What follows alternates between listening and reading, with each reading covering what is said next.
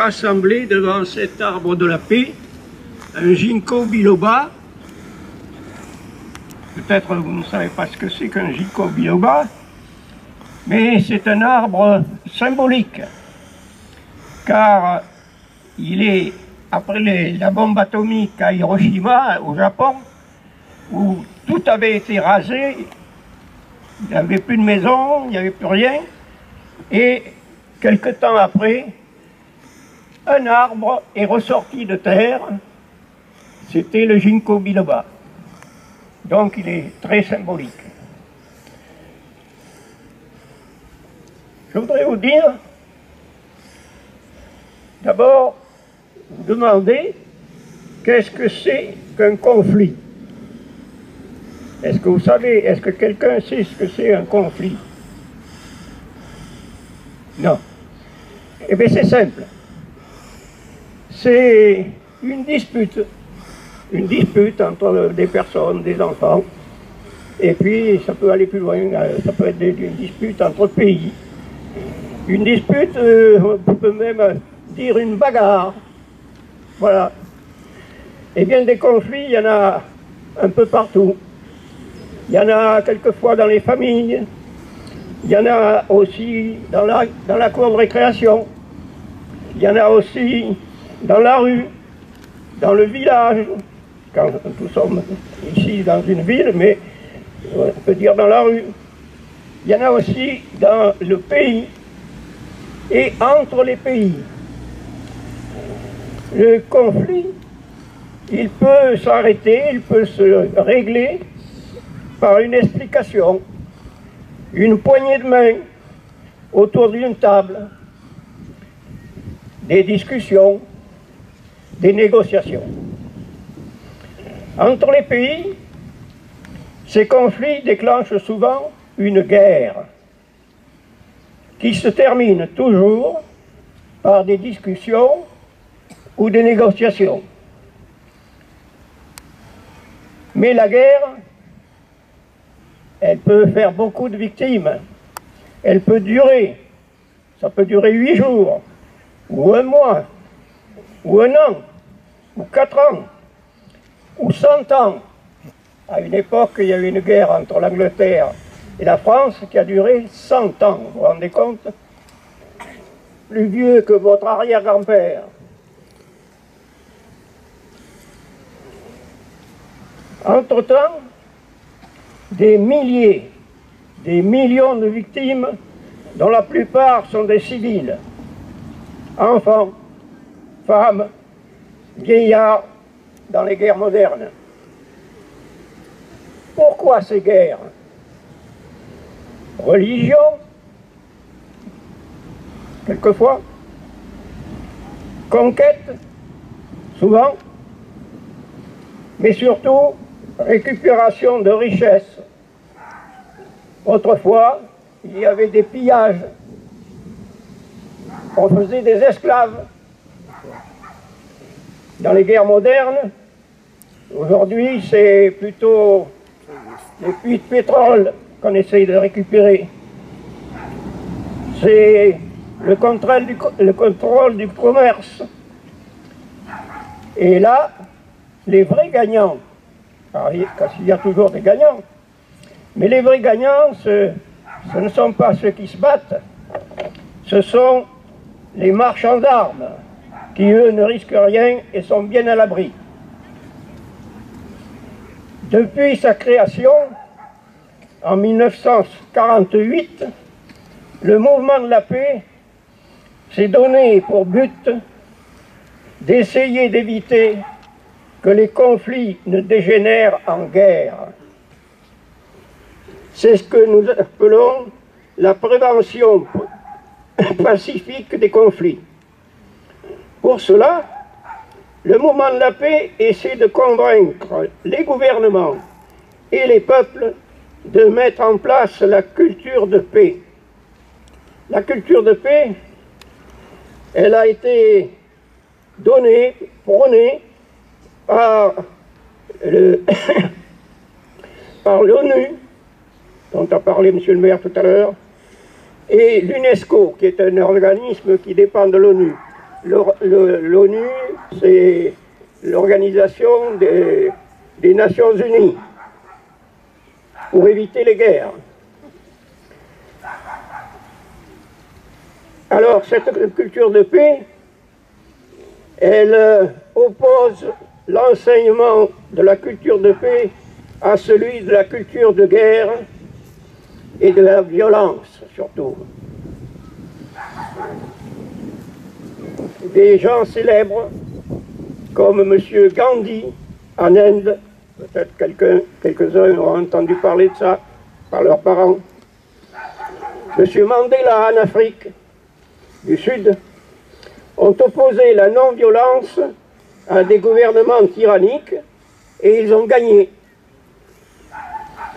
Actuellement, pour éviter que les conflits à travers le monde, qui sont en réalité une guerre économique, ne se transforment en guerre mondiale, les peuples doivent exiger de leurs gouvernants l'arrêt de vente massive d'armes et l'ouverture de négociations sous le contrôle de l'ONU, dont le secrétaire général Ban Ki-moon vient de lancer un appel à tous les pays pour un arrêt total des combats le 21 septembre, c'est-à-dire aujourd'hui. Hélas, ce n'est pas tout à fait ce qui s'est passé. C'est la journée internationale de la paix, et c'est pour ça que nous sommes là. Et cette journée, elle existe quel que soit l'endroit où les combats ont lieu. La paix et l'avenir de nos enfants en dépendent. N'oublions pas qu'en ce moment, des millions d'entre eux, des millions d'enfants, meurent de faim et de misère sous les bombes. Pour terminer, je voudrais vous lire un court message, j'ai parlé de M. Ban Ki-moon, le secrétaire général de l'ONU. Voici ce qu'il dit. Chaque année, à l'occasion de la Journée internationale de la paix, l'Organisation des Nations Unies invite les peuples du monde entier à se rappeler leur humanité commune et à œuvrer de concert pour construire un monde à l'abri des conflits. Chacun d'entre nous est invité à observer cette journée, qui est une journée mondiale de cessez-le-feu et de non-violence pendant la durée de laquelle les hostilités doivent cesser. Et il ajoute, lorsque les gens se sentent capables de subvenir aux besoins de leur famille, lorsqu'ils ont accès aux ressources dont ils ont besoin pour vivre en bonne santé, et lorsqu'ils se sentent intégrés dans leur société, les conflits sont moins susceptibles de surgir. C'est pourquoi nous devons profiter des 100 prochains jours pour montrer que le développement et la paix sont interdépendants et se renforcent mutuellement. Œuvrons de concert à la promotion des objectifs de développement durable et à leur réalisation. Les dirigeants du monde entier ont défini un programme d'action clair. En le suivant, nous pouvons contribuer à construire un avenir de paix et de prospérité. Et je voudrais vous lire, c'est un peu plus court, un message des Hibakusha. Les Hibakusha, c'est un drôle de nom. Eh bien, pourtant, c'est le nom de gens qui ont... Et ils ont survécu. Beaucoup sont dans un triste état, ils sont très vieux, ils ont tous plus de 80 ans. Et voici ce qu'ils disent, les Hibakusha.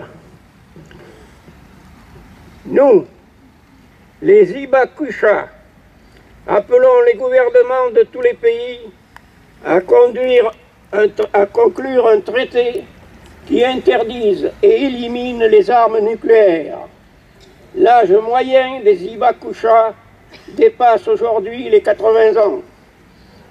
Nous, notre désir le plus profond est de connaître de notre vivant un monde libéré des armes nucléaires. Ni vous, ni vos familles, ni vos parents, ni quiconque ne doit devenir les Hibakusha de demain. Je vous remercie. À la culture et aux relations internationales. Voilà. Donc je m'occupe notamment dans ma délégation aussi des associations humanitaires notamment. Et je remplace le maire aujourd'hui pour cette cérémonie du 21 septembre du mouvement de la paix au niveau international. Je suis très honoré, je suis flatté, je suis très impressionné de voir tous ces enfants des différents centres aérés qui se sont regroupés ici, qui ont été très studieux, qui ont bien écouté, et très studieux, mais qui maintenant vont nous montrer le travail qu'ils ont effectué. Mon intervention elle était toute simple, je me suis adressé à eux, je me suis adressé aux personnes présentes, et je crois que, comme on l'a dit, les enfants qu'aujourd'hui on informe autour de la paix, ce sont nos ambassadeurs de demain, et peut-être qu'ils ne connaîtront plus, eux, l'utopie de ce que nous vivons comme la quête de la paix. 70 km. Et moi, 40 000.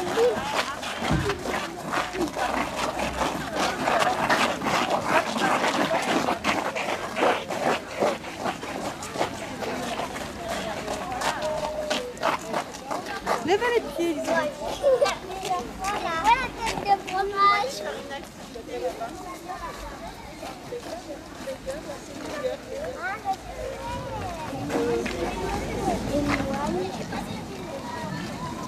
Salut.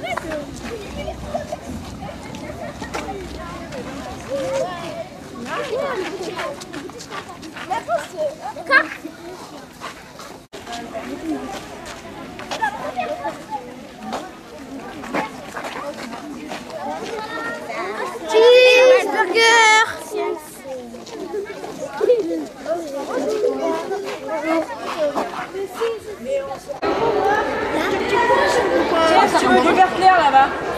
La dernière feuille là-bas. Hop. Celle-là.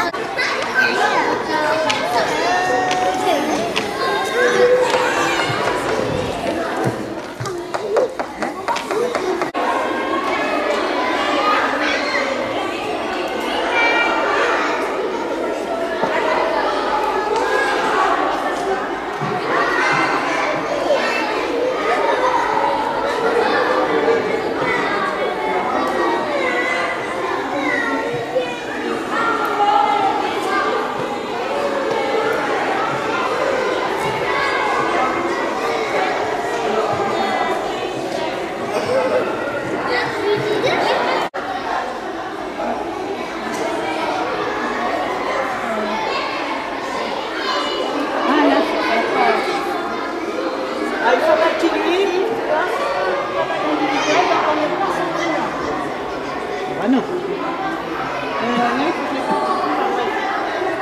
Vas-y, tu fais comme moi, tu la ranges.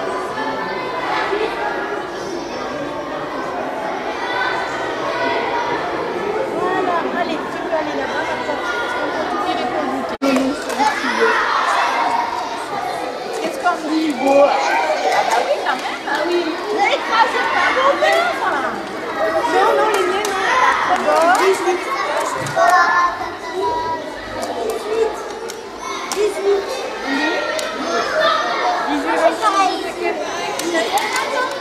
Pour le décès. Vous pourrez commencer à marcher. Tiens.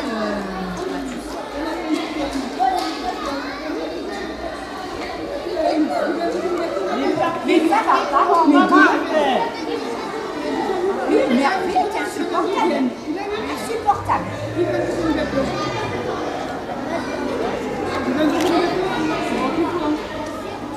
Tu en veux un? Qui veut un deuxième gâteau? Moi. Vous savez, merci. Qu'est-ce qu'on dit? Un deuxième gâteau? Je n'entends pas. Ah oui, on dit merci.